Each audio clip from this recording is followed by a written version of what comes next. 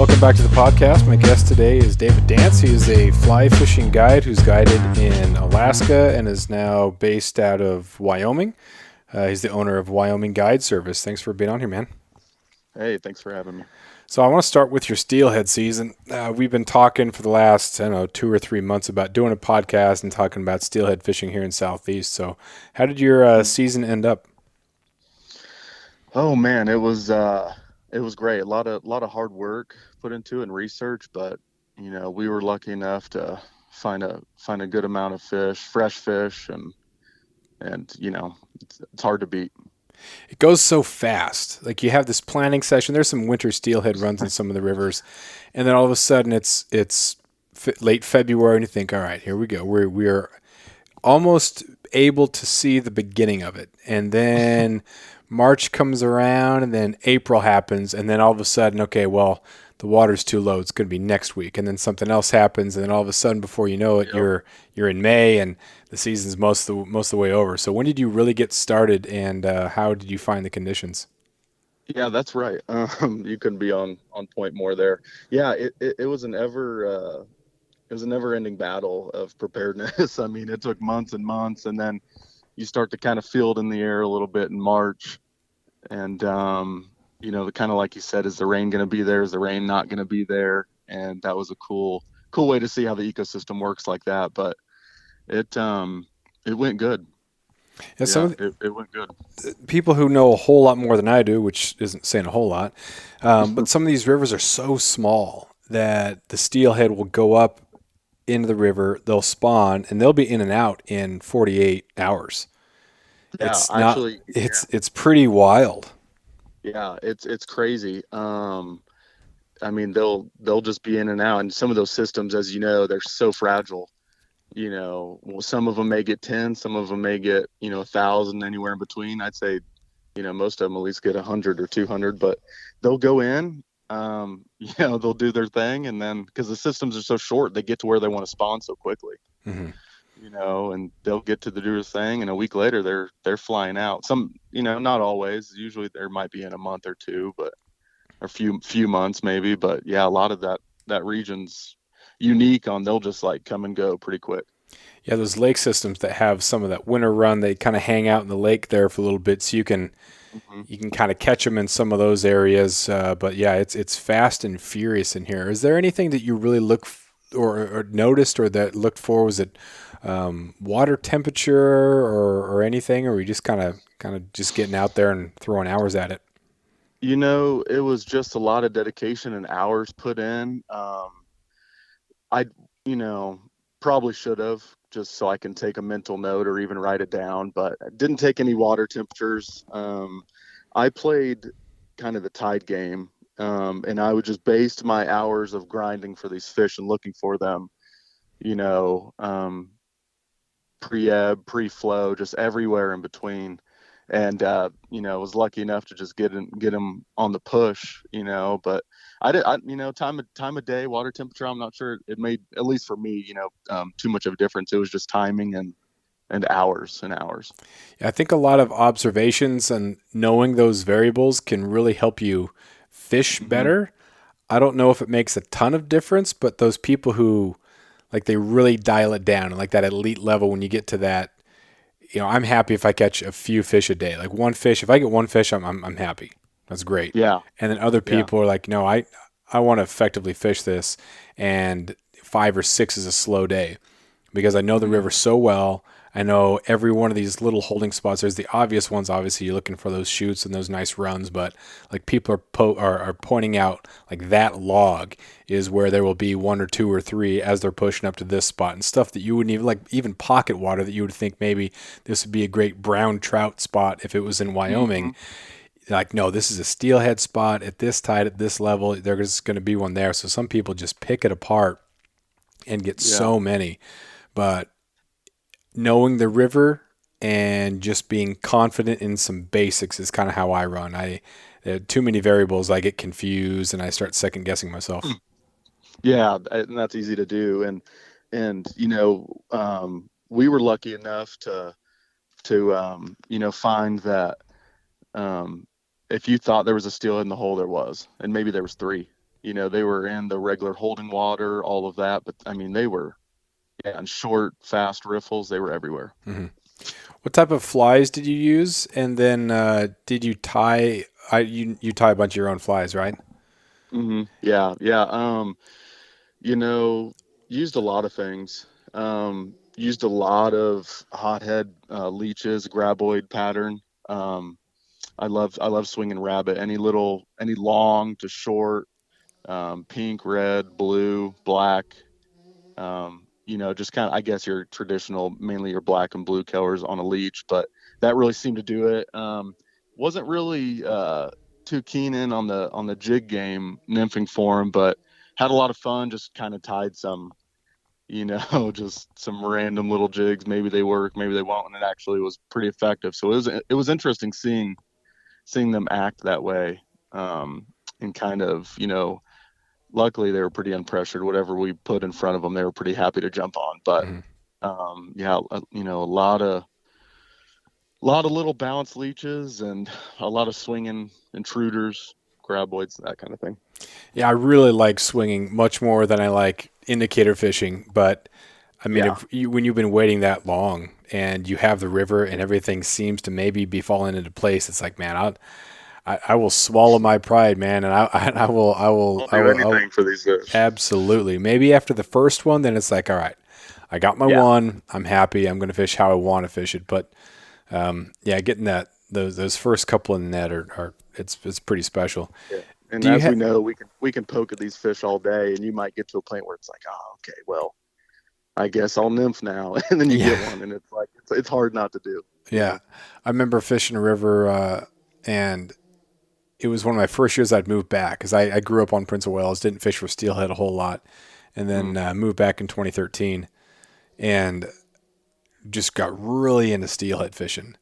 And they weren't just I could see them. They were just holding there. It was super super clear water, and I just watched how many times my fly went right in front of them, right in front of them, right in front of them. And it was interesting to see because you have to trust that they're there. And if you can't see them, it can be difficult to trust that. But once you see Hmm. that they are so good at ignoring and refusing and ignoring and refusing, and then for some reason on the 15th cast that looks like it goes to the exact same spot, they just Yeah, sometimes, of course, sometimes they'll just yeah. get irritated and take off, and other times they'll just take, and you're always in this perpetual sort of, I got to go one more, or maybe one more inch this way. It's almost maddening. It is, and it's kind of like magic, because that happened to me so much. This past spring where we were looking at three or four, and whether we were nymphing or whether we were swinging down from above to them, trying to feed it into them, it was nothing, and it's almost, you know, comes down to a scientifical level. Like, are they just resting? Like, do they not care? Are they just like simply tired from everything they do, and then a light switch hits, but you're putting it in front of them every 3 minutes, so are you hitting that switch on where they turn, or do you just put it how they like it? It's an interesting battle. Yeah, some of the things I learned right off the bat from people talking about steelhead fishing up here is the depth is so unbelievably important. You think that Hmm. because the river isn't flowing super fast, that your fly is going to be able to sink, but the current catches it just enough. And so, what looks like maybe a refusal, maybe the thing is just it's not right in front of it. It's a little bit high, and in those, it's only 2 feet of water, but Yeah, 6 inches can make quite a bit of difference. yeah. Yeah, totally. I mean, it comes back to, like I said a few minutes ago, I mean, where I was at, I think they were in every hole. And like you said, you could be swinging through them. I would be constantly changing my tips, like heavier, lighter, extra heavy, you know, and then you get them. So it makes a huge difference. I mean, they could see your fly, but they're not going to move the foot to eat it. Mhm.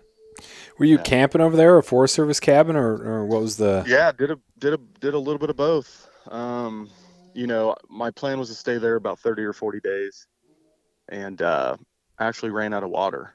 It stopped rain. It Oh, didn't rain for the last 8 or 9 days, and it became where we were actually like catching the same one the next day Mm, or a couple days later. And so we just and they were starting to turn a little bit, so we were just, let's get out of there. But yeah, utilize some Forest Service cabins. Those are great. They do great. The Tongass does great with them. yeah. Um, and then truck camped a little here and there. It's a whole different feeling. You wake up in a tent and it's just damp and cold, Hmm. and you just can't Yep. really get warm. And even if you do have a fire or you do a jet boil, you don't get the full warm. Like your face will be hot, but everything else is just kind of damp. Your hands are Yep. kind of warm. Then you put the waders on, and those days can be really grueling. One day feels like two or three. So to be able to get Yeah. into one of those Forest Service cabins where you get like warm to the point of almost being uncomfortable, I put a couple of logs in the fire before I went to bed on one of those cabins on, I think it was our first Steelhead trip of this year, Mm. and I just couldn't even, you couldn't sleep. It was too hot. Like you're on top of the sleeping bag, but it doesn't matter, just too hot. So you go outside, you vent it a little bit, and you know it's ridiculous because in 2 hours the fire's going to be mostly out because those stoves are so small. But Yeah. man, it's so nice to be able to get totally dry, totally warm, and you just wake up and feel great. Yeah. Especially on those normal normal southeast steelhead days where it rains 3 inches on you that day and you're just, soaked. And yeah, doing the truck camping thing, that was a little tough. We made it work. Me and my girlfriend Angela, we made it work. But um, yeah, those cabins when you first get it warm, and man, there's not a better feeling. Do you have a shower system? I know that there's some, like you Um, put some water in these things and you warm it up and then you can, I don't have one, but I've kind of heard whisperings that that's kind of the way to go. Some guides, I yeah, know that I hunting guides up in the north do that for some of their spring bear and yeah. stuff. It seems like it's huge with the hunting guides. No, I don't know if the fishermen are just a little bit more bummy and looking for them, but we kind of played the community center game wherever we were, if we were able to, you know, um, because it wasn't, it's not necessarily always too far. So we just went and took a quick shower, and luckily we had friends near us as well, but uh, might have took a couple creek showers. Yeah, yeah, something to cut down the grease a little bit's pretty Yeah, nice. just a little. What about food? What was that for the trip? Yeah, living in Wrangell, I was able to bring as much with me. So we brought quite a bit. We also took advantage of grocery stores where we were at, and got a little, brought a big 15, 20 gallon propane tank and got a stove for it. We also had a jet boil for early morning coffee. So we fed ourselves pretty good because I knew we were going to put some miles on the boots every day, every day. Yeah, it's pretty hard after a couple days of those peak refuels or whatever the freeze dried stuff. It's nice to Hmm. even have a sandwich. When I was hunting the Hall Road a couple years ago, just when the sandwich stuff one ran out, it was kind of a sad day. But man, just Yeah. you have a big peak for breakfast and then one for dinner, but that sandwich in the middle was great. Some Yeah. tomatoes, stuff like that. Produce is Hmm. great. Yeah, fresher food, it makes a difference. So you've guided in Alaska, different regions. I don't know if you Hmm. can really say which one is your favorite because they all are pretty different. But how would that Southeast Alaska steelhead compare to Mm. some of the stuff you've done in the Bristol Bay area? Yeah, my first lodge, it was on the Kvichak, like I said, and that's kind of a remarkable place. You got there in the Naknek, you have the biggest rainbows in the world, and you're seeing, millions and millions of sockeye. I really enjoyed it.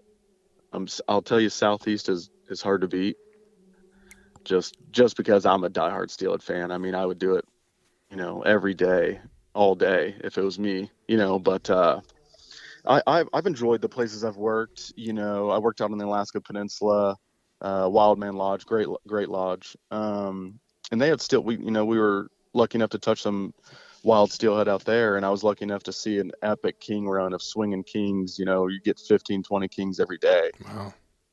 out there, way out on the peninsula, which I enjoyed. What was the size of Um, those? Were they like the 15, 20 pounders that come around, or are they you still know, um, it was out there on the Sandy. The Sandy's a pretty interesting river. It's a 40, 50 mile an hour, 40, 50 mile lake system.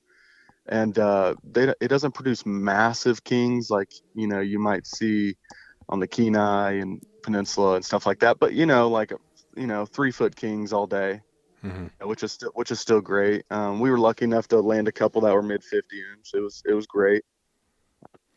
Yeah, that's a lot of But fun. yeah, If so just a lot of them. catching salmon is so much fun. If you're catching an 8 to 10 pound coho, that's awesome. 12 pound, that's a fight. So, Yeah, so to totally. almost double that, like that's massive. So as far as kings go, people talk about, oh, 97 pounds, or that was way back in the way Yeah, olden days. But yeah. 30, 35, those are like some massive kings. But like, there's Hmm. nothing to be sad about if you're only getting one that's 15 to 20. Yeah, exactly. And the way the Kings are going, I'm blessed to be able to touch as many, or I obviously got to fish on lunch break and whatnot, while the clients are around the fire. But you know, even watching people touch Kings, just because the way they're going, it was remarkable to see. Definitely. So Southeast Alaska affords, in some areas at least, some opportunities to fish multiple rivers. What is it like getting from river to river in the Bristol Bay area? This is not there's not a road system. There isn't really one in Southeast Alaska except for a couple areas. But do you kind of have to commit to one river? I've never been up there, so it doesn't really seem like Yeah. there's a DIY type thing or anything. You could DIY, but there's some lodges that let you DIY for like 2 or 3 grand instead of paying 10, to go there, and that they give you your own boat. You could do that, but you're stuck where you're at. The Bristol Bay doesn't really have much of a road system. South Neck over to King Salmon's it, and that's 30 minutes, like 20 minutes maybe. But the lodges I work for, you're in a bush plane every day, and the pilot sits with you on whatever river you decide to go to, and if it's crappy, then he'll fly you to a different river. Basically, is how that works. Um, they're not all like that, but most of the time you just have to grind out the river, whatever one you're on. But there's a lot of them. Yeah. There's more. It's easy to lose track on what you're doing.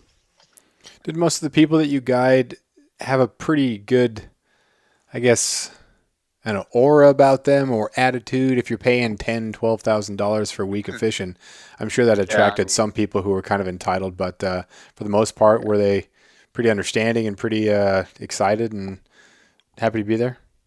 yeah. I mean, you're always going to get those old guys that are hard headed and pockets are deep. They're not going to listen to some 26, 28-year-old kid.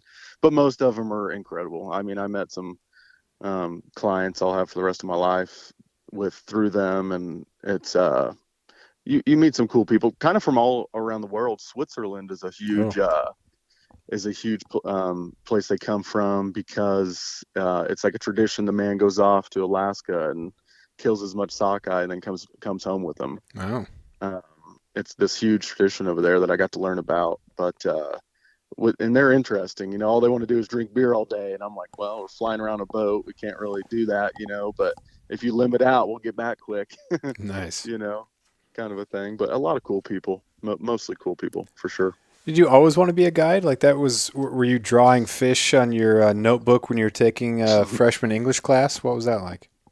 Yeah, it kind of came to me my later teens. I started guiding when I was 18 in Colorado. And right after I graduated, I played a lot of baseball growing up. When you're a kid, you think you're doing that forever. Um, Graduated high school and moved to Southern Colorado and started doing some logging. And quickly realized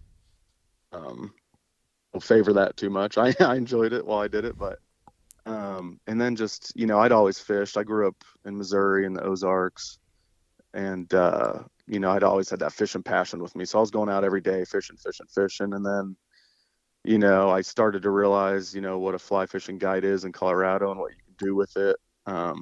If you market yourself right, and it kind of took a hold of me when I was like 18, 19, and it's kind of been my everyday struggle since then. I'm a big fan of Colorado. I was born there, and then when my wife was in Wyoming for the PhD, we did some trips down into Colorado. It was just so much fun to see some of those rivers that you read about, and then there's some really nice rainbow trout and cutthroat trout, and yeah, it was a lot of fun. Yeah, it's a really cool place. I was lucky enough to start my career, over in Rocky Mountain National Park. Back then, it really wasn't as busy as it is now, but there's so many cool alpine creeks with native high alpine cuddies in it, and it's a unique fishery for sure. How is the crowding? I don't know anything different because the times that I've been there were recent comparatively in the last 5, 6 years. So I just, we kind of expected people. There's a lot of people at some of the campgrounds. We camped on the Blue River once, and we were like in the Cool. outflow of that or the overflow camping of that. And there's just kind of people Hmm. most places. When there aren't people, you just assume that it's kind of private, though we did find some private access or some public access around private property. So have you been able to kind of see the increase in people and pressure, and has that changed the fisheries much? It's definitely changed the fisheries. Yeah, it's definitely changed them to a point of just they're too pressured, and you're having to throw tiny, tiny bugs. Not necessarily that's not what you were always doing, but it's definitely changed it. It's not all for the worse. I commend people that want to do it and want to learn it. Just sometimes more people creates worse sportsmanship, or you're necessarily not a steward of the land sometimes, and maybe you'll see more trash along the river and that kind of thing. But I think COVID really took a toll on it. I mean, a bunch of Mm. people had a bunch of time, and they had a lot of time on their hands. You notice there's a lot of great fly tires out there now after COVID happened, and a lot more fishing guides and a lot more people want to do it. But still, I commend them. I mean, if you're willing to work hard and find those secret spots and cherish what you do, that's what it's all about, for sure. Yeah, I think the assumption should be, or I guess I would hope that as more people started going outside and kind of finding that relief and being less cooped up inside and less angry at everything and having that, Hmm. those medicinal qualities of nature could then make people a little bit happier. But I'm not sure that it happened. It may have.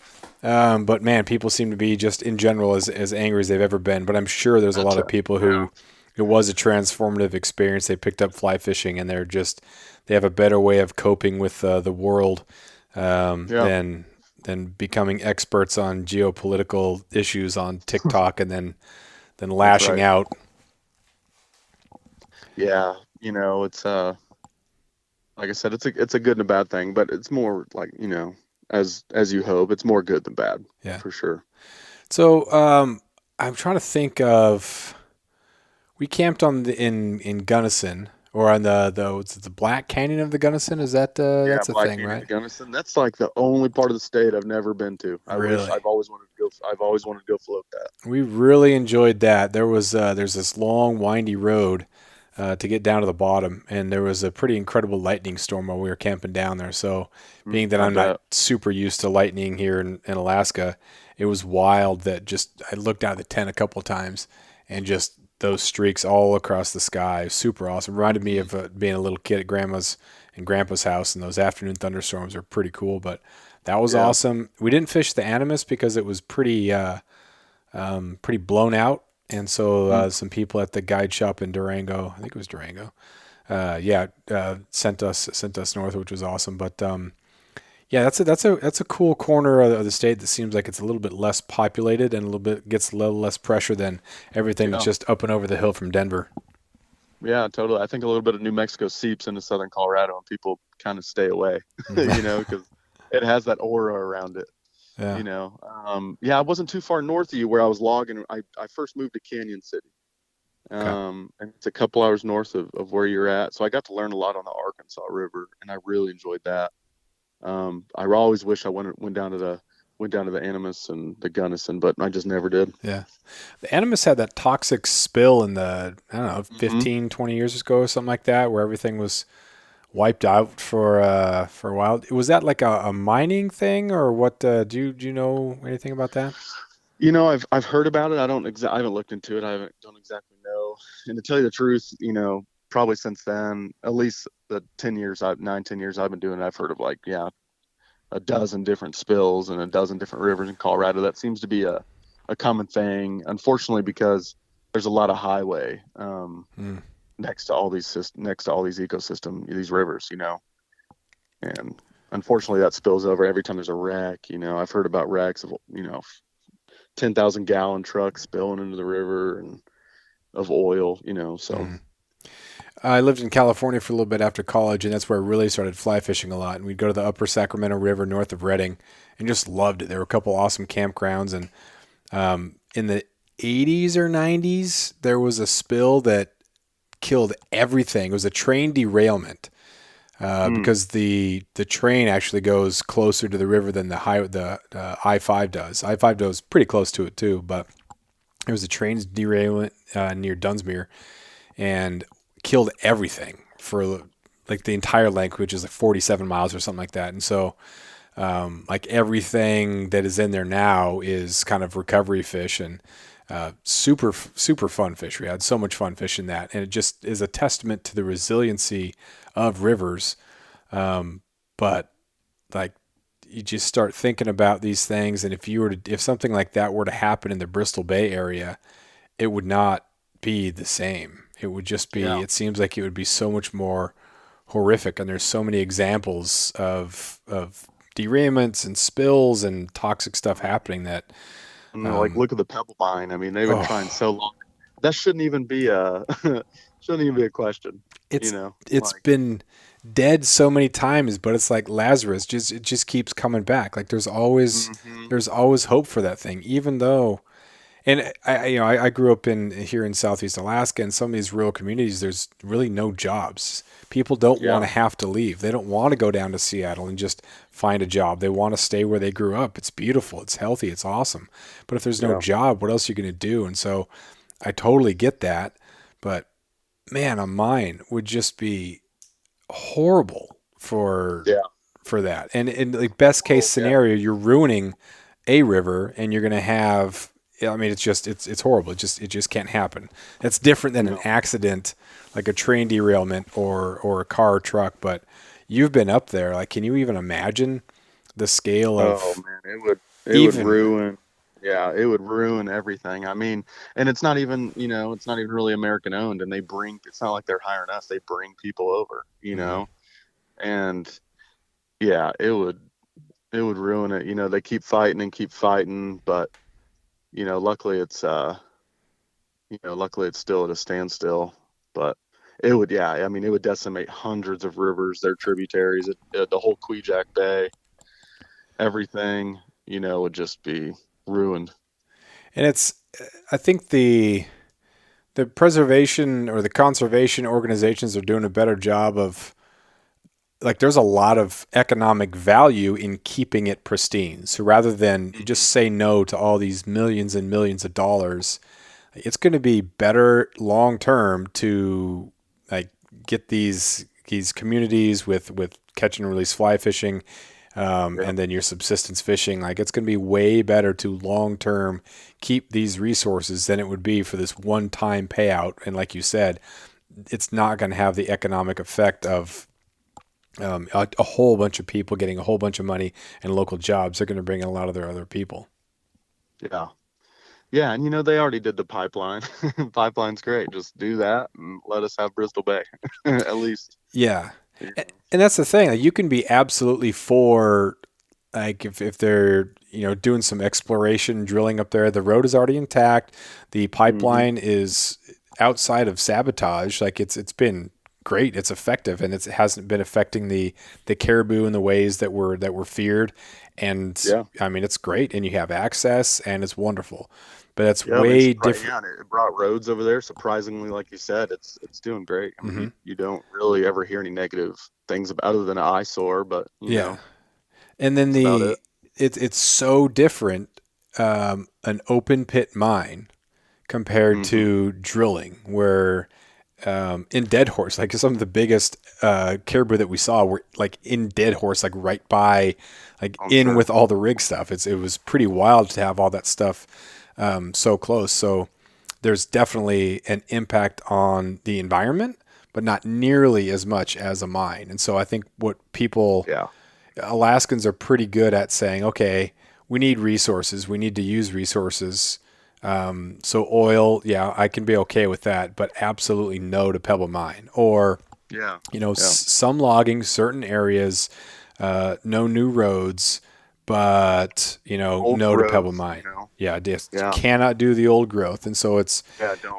Don't mess with the old growth. Get the yeah, second year, second growth. yeah, Yeah. that's, And it's, there's a couple mines in Southeast that are pretty, I know they supply a lot of jobs. I know a lot of people in Wrangell I can't think of the name, was south of us. Um, oh, the Juneau. It's up near Juneau. yeah, I know what you're talking about.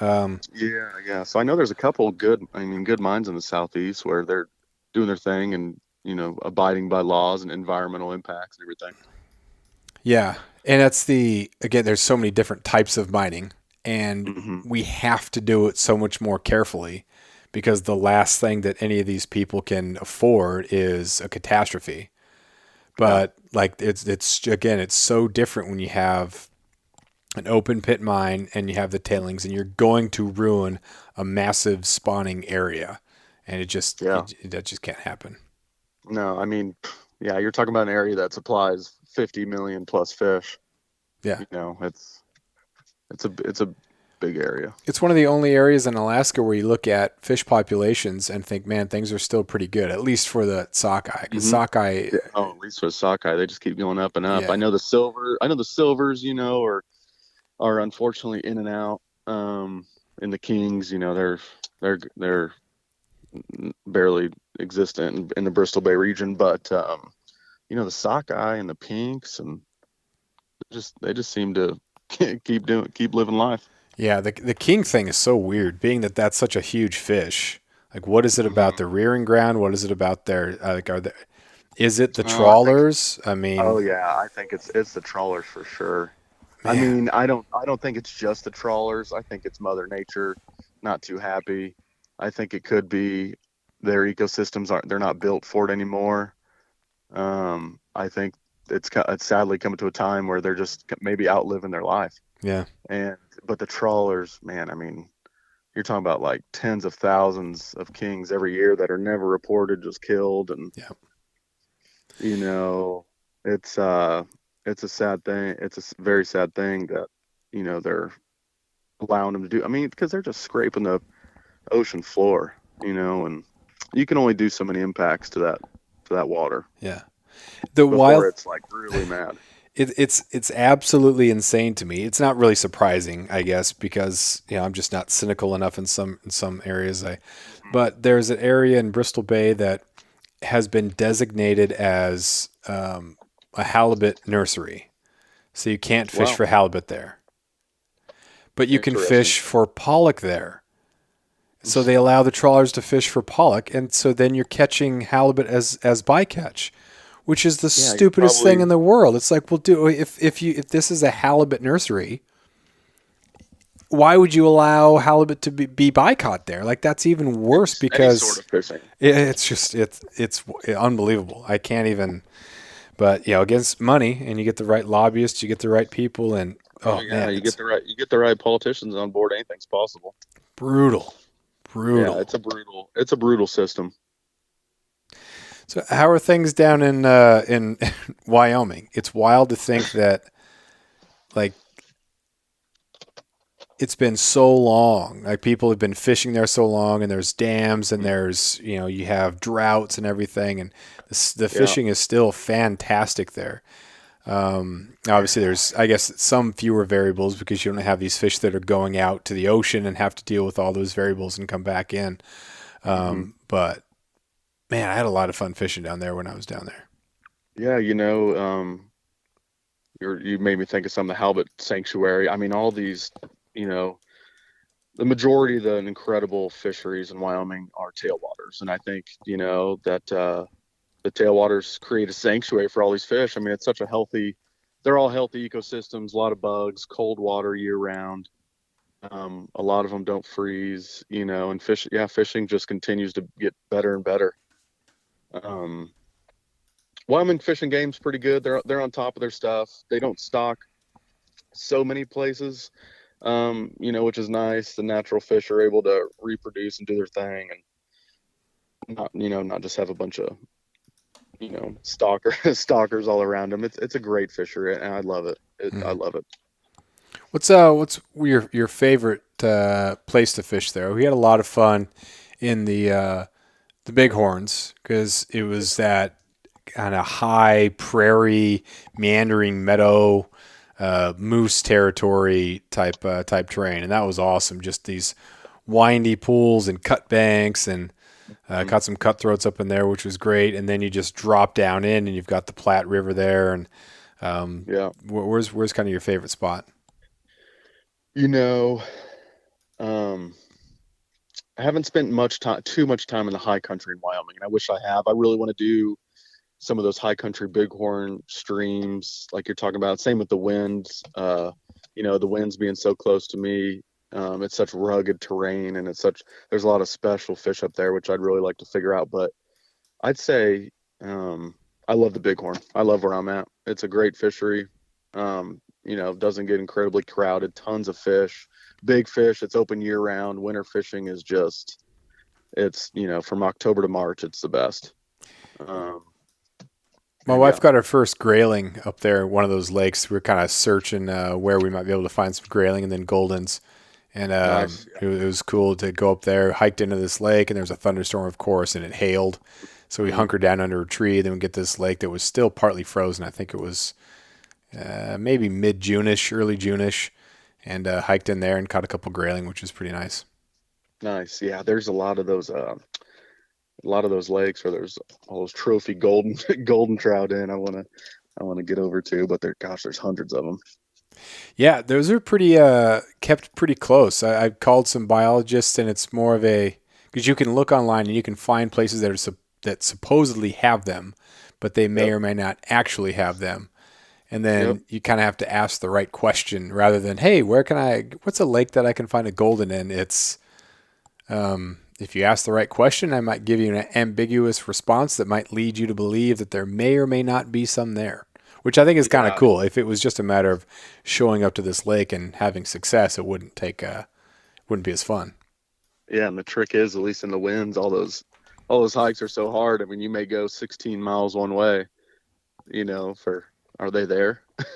Yeah, And you definitely got to ask the right questions with fish and game, and that you almost kind of need to know. You almost gonna need to act like they're there. Like, hey, I'm gonna go fish for goldens and so and so. Like, is the train or is the trailhead open? And if yeah. they say, oh yeah, it's open, go have fun, then well, okay, there's your answer. We looked up and found a lake that seemed pretty accessible, and a rumor was that there were some goldens in there, and so we're fishing it, and it was nothing, and it was horrible.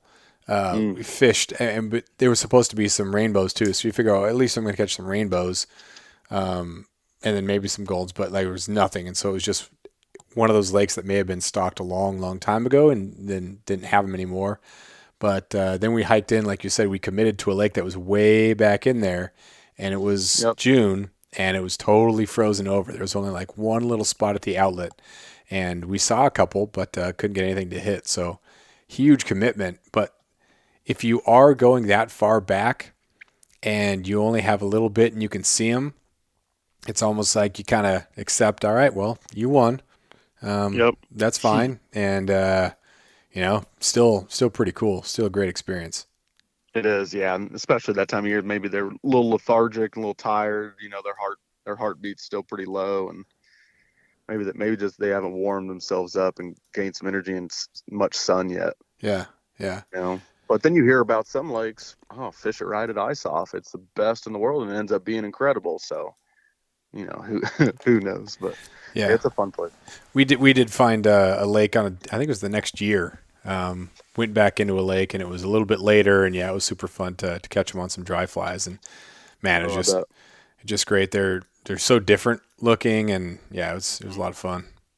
Yeah, I'm looking forward. They're looking up on some dries right now. Not many. The nights are still cold. We're still having upper 30s, lower 40s at night. Ooh. So, but but it's been 85 during the day. It's been miserable. And coming from Southeast Alaska, I'm like, man, it's Yeah, been tough. super dry, super hot. Super dry, super hot. Yeah, no clouds in the sky every day. A little different. Yeah. So Thermopolis, is that by, oh, what's that? There's a reservoir there, right? Is it Boise? Is that in It's the, Boise. It's Boise. Yep, it's Boise. and what's that Most of river that, Boise. is that the Wind River that flows out of there? Yep, yep. The Wind River. It's coming off the Wind River Reservation. Thermop's just like just off of it. Wind River Canyon as well. So basically, when it gets off the res and it hits the first bridge, in Thermopolis, in the outer city limits at least, it turns into the Bighorn. So the Wind and the Bighorn Mm, are the same. The wind flows into Boyson, the wind flows out of Boyson, and then it hits our town, turns into the Bighorn. gotcha. And we fished the just right outside of Boise, right in that the public area before it gets into some of the private, and it was awesome. We had a Yeah, lot of fun there. Some good nice. fish, good fish out of there. Yeah, yeah. It's a real fun place. It's different, and it's fun. You know, people talk about how many different rainbow trout do you want to catch. I'm like, all of them. It doesn't matter. Like whether it be on the Wind River or the Upper Sacramento or the Pitt River or Southeast Yep. Alaska. Like a rainbow is not a rainbow. A rainbow is just this different thing that's a little bit different no matter where you go, and it's Yep. just fun to be surrounded by different environments. Yeah, definitely. And yeah, and the rainbows here, man, they're feisty like steelhead. They're Yeah. fun. And you never know what you'll catch. I mean, you might catch a big brown or a cutthroat, but they do a great job of keeping the river clean. Really, all over the state, the Wyoming river systems they're beautiful. Hmm. Do you get to the Platte River much? I do, yeah. I also guide over on the Miracle Mile section of the Mm. North Platte. Yeah, and I love that too. Like I said, that's more of a wintertime fishery for me. There's a lot of people over Yeah. there, and but get over there. Gosh, there's a lot of fish, and it's a special place for Yeah. sure. My wife and I drove in. She has had a Honda Accord, and it was right after kind of a thaw, and so someone had, you have those ruts that are just created by driving when it's just mud, and then it Yeah. dries, and so it was kind of harrowing experience to get her Honda Accord back in there, but we Hmm. camped on the Miracle Mile and had a lot of fun fishing there and caught some nice fish, but it was a little bit sad just to see because there's so many fish per square mile there. Hmm. But just how many fish had damage from barbed hooks or from some brutal releases. So that was kind of sad, but it was a great Yeah. fishery. I might be part of it. It's a big thing in Wyoming, but that the Platte, they actually just put I'll send it to you. It's a good read. They just put out well, they keep putting out articles that bead fishing. All those fish are so messed up because there's, tons of guides, tons of just fishermen come out and they bead fish when, October hits, those browns are starting to spawn and they're looking for either some big browns or rainbows sitting behind them. And, unfortunately that's a product of that. Like I said, I'm accustomed to it. Not that I haven't done it over the years, Hmm. but it's put into perspective now. You kind of see it in the long haul, and it's like, well, maybe I should start just throwing some streamers or some little bugs for these fish. They're going to Hmm. eat it anyway, Yeah. you know. But yeah, it's a special place. But some of those fish are definitely looking dirty. Yeah. Yeah. I think a couple things too. If you have your forceps ready, and so you can get the hook out pretty quick, so you're gonna do less damage to it, and then pinching down the barbs, like those little things too, whether or not it's required or not. Yeah, Those at are some least if just you're going to nice bead things you can do. fish, put in some barbs. Yeah, Yeah. yeah. So it's definitely can be reduced the risk there and the trauma to the fish, but yeah, that's a cool area. Yeah, it is. I think I'm going to go over there in a couple days and kind of camp out. I'm looking forward to it. When does the guide season really start getting going? Oh, it's my first, normally a month ago, but it's my first year, doing my own thing, running Wyoming Guide Service and figuring permits out and kind of talking to old clients. I've got some trips, but yeah, I mean, here coming up in a week is, one of my first trips that I'm looking forward to doing. So, like I said, getting off the ground running here, and it's fun. I get to run it how I want, which I've been looking forward to for years. You're gonna And go from the bank or floating or what, or have like a Yeah, buffet? I offer wade trips, but mainly it's floating drift boat. Just picked up a new drift boat in Montana on my way down, and the Bighorn's just a classic drifting river. It's beautiful, but there's a lot of islands you can get out and wade too, which is fun. You can kind of have both in one day. Hmm. I was fishing with a buddy up on I think it was the Madison. Have you fished up there in the Montana Yeah, area? yeah, through Ennis. Yeah, it flows. It was out of Hebgen, and it was between. It was like the Quake Lake area, Yep, that's a great spot. and there's like one pull in or one put in, one take out. It's the same spot, so you just pretty much use the drift boat to get across the river, Hmm. and then you kind of row up, and then that's it because there's no like takeout. Like you hit to the lake, and there's no way out of the lake. So Yeah, yeah. as we the guide rode us across, had a fun day fishing. It wasn't great fishing, but it was pretty fun. Got some fish. There snowed a little bit. It was late June, and then on the row back, one of the oars broke, Oh, and so the guide immediately grabbed a line and jumped in the water, and like was kind of like half swimming. And I'm just watching this happen. Totally froze. Like I was of zero help at all, and he kind of like swam us a little bit. Then he was able to get on the get some footing, and then get us all squared away. And I wow. said, I'm sorry, I was of no help. Could I have done something else? Like, why did that happen like that? He said, well, there's no takeout. So if we would have drifted down, there would have been no way to get the boat back up to this launch. And I thought, oh, so that's why you dove immediately in there. That's a good experience guide. I feel like if you just started guiding, you'd have Oh, yeah. froze right there with you. Yeah, if it would have been me, I'm like, oh, I don't know what we're doing now because I don't know. There's no road, there's no trail to get back up. We're just drifting toward this lake that has no takeout. So, but yeah, that was pretty wild. That's a good story. I love that. I know exactly what we're talking about. Uh, Me and my buddy went there, and man. We crushed fish one day. It was a great time, but that's a fun little area. Yeah. Do you have like some concerns, or what are some of the things? I don't want to say like what's your biggest fear when it comes to drift boat fishing, but what are some things that you kind of have to make sure that you have dialed in when you're taking a client out on a drift boat? Um, at least for Wyoming, it's pretty simple water. The Bighorn, outside of the canyon, at least, my section, there's really no white water. There's some fast riffles, but for me, I'm always looking, even when I'm drifting down, I'm looking like, okay, if I had to anchor here, I could, even if it's fast, or if I had to pull over and tie us off on a tree, that tree would hold us. You know, you kind of do it long enough, and you like look for safety features too. Just naturally. There's probably a bunch I can't even think of. But as long as you got your float coats on board, you necessarily don't have to wear them the entire time. But they have to be within arm's reach.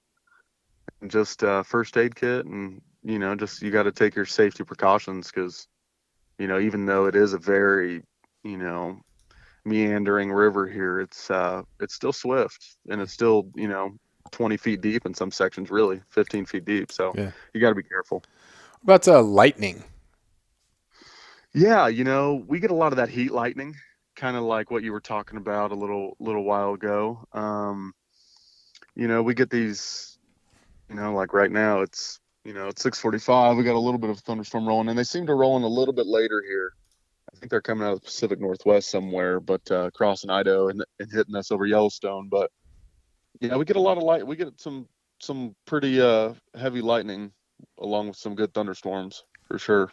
So if you're in the boat and that's starting to happen, like what's the protocol? You're like, hey, we got to drift Oh another yeah, 2 miles, so just pray. yeah. I'll probably yeah. There's a lot of islands. There's a lot of big trees up in the entire river. Is nothing but pretty much trees everywhere. So I would probably tie us off, and we'd probably get out of the boat. Sometimes I carry a little tarp on board for that precaution if we have to like get away from the boat because the boat's got a little bit more metal on it. Leave everything in the boat, and maybe I'll just tie up a little tarp and we'll sit underneath some trees. Luckily, that hasn't happened. I've had to do it in Colorado when I was doing some higher country day trips, but I keep a little. Just like in the southeast Alaska, when I get too wet, I'm sitting underneath that tarp. Yeah, absolutely. Yeah. Yeah, it's those sort of hazards are just part of the trip. Like there's never going to be a perfect day. There's never going to be perfect conditions. You just got to kind of be Hmm. not so paranoid about it that you don't do it. Yeah, I mean, you might get a client for life, and he's a client of yours for life just because you took him out in a horrible storm and you played it cool.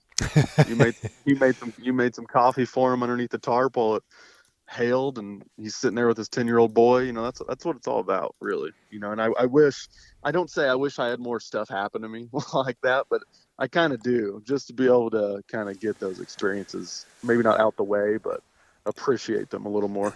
Yeah, you don't want them to happen in the moment, but once it's done and Hmm. everybody's safe and everything's all good, it's like, man, that's a good story. Yeah, it's like when an Alaskan brown bear walks up on you. I've had him like almost sniff my knee, and Oh, I'm just like, oh, buddy. During the moment, you're hating your life, and then afterwards, you're like, oh, that was cool. It's like this weird adrenaline rush, yeah, you know. crazy. Well, Hmm. can give you a little pitch for the guide service and what where people can contact you, follow, or book with you. Yeah, totally. My regular Instagram is David Dance. You can see that Wyoming Guide Service is a part of that too. Instagram, Wild or Wyoming Guide Service. I'm based out of Thermopolis, Wyoming. I love it here. I'll really, guide all over the state, the Green, the North Platte, and here, and parts of the Shoshone right outside of the eastern gate of Yellowstone. But yeah, WyomingGuideService.com. My phone number is 816-681-3550. And, give us a shout. And if you hear it on this podcast, you might get a good deal. Awesome. Well, thanks, Yeah, man. buddy. Really appreciate your time. Great chatting with you, and we'll be in touch. Yeah, I really appreciate you reaching out to me. I've been wanting to do this for a couple months. Life's been hectic, so thanks for being patient with me. Yeah, no problem, man. Yeah, well, take care, Jeff, and talk soon. You too. See ya.